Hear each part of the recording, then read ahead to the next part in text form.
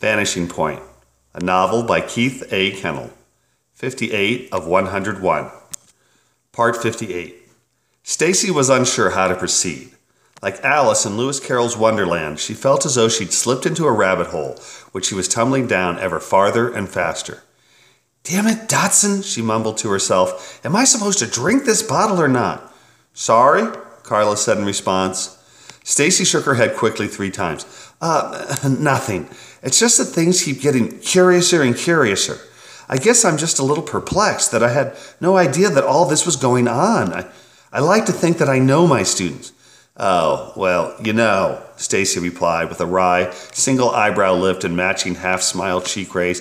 "Kind of the whole point was that nobody does know any of this, especially Skylar.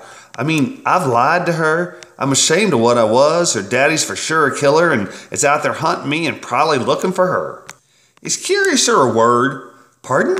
"Oh, no, not a real one. It's from Lewis Carroll's Alice's Adventures in Wonderland. Just a phrase I use when I'm confused." "Oh, I've seen that movie. I like the original from when I was a little girl, you know, the Disney one." Stacy fluttered her hands while bobbing her head up and down and shaking it left and right. "Sure. So, not to focus on the trivial here, but you were what did you call the tattoo under your angel wings? A racist white power skinhead girl?" "Skinhead girl white power. It's a very popular design with the Elohim women. I was, but I'm not. We're all God's children, no matter what those assholes say about Ham and Shem." "I'm sorry?" "The Bible, Genesis 9:20-25. Carla looked at Stacy, who only raised her eyebrows in response. "No? Well, bless your heart. I was raised to revere the Bible, and I've read a good bit of it, but them Elohim folk twist it. Canaan was Ham's son, and Ham is Noah's son. Ham finds Noah drunk and naked and calls his brothers to come see, which was totally disrespectful. Noah wakes up and has a fit and curses Canaan, even though it was his daddy Ham who was disrespectful. I don't get that part, why Noah curses his grandson.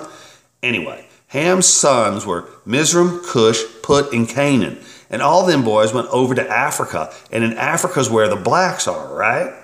So according to skinhead interpretation, that's why blacks are inferior, because God cursed them and made them slaves to the Israelites.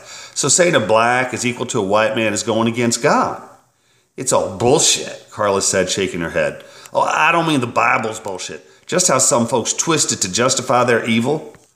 Carla screwed up her face a moment, tilted her head to the right, turned her eyes up and to the left, and recited, "Noah began to be a man of the soil, and he planted a vineyard. He drank of the wine and became drunk and lay uncovered in his tent. And Ham, the father of Canaan, saw the nakedness of his father and told his 2 brothers outside. Then Shem and Japheth took a garment, laid it on both their shoulders, and walked backward and covered the nakedness of their father.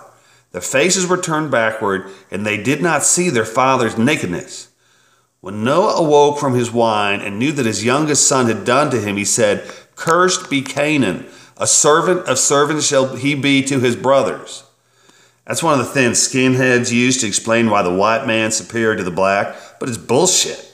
People are people, good and bad, white, black, brown, or red. When I grew up, I didn't fully embrace that people can be good or bad regardless of how they look.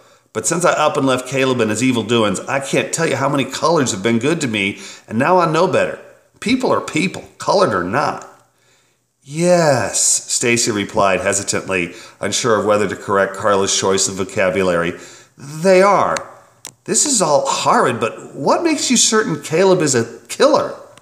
"Oh, lots of things. But the thing that made up my mind for certain was his Googling."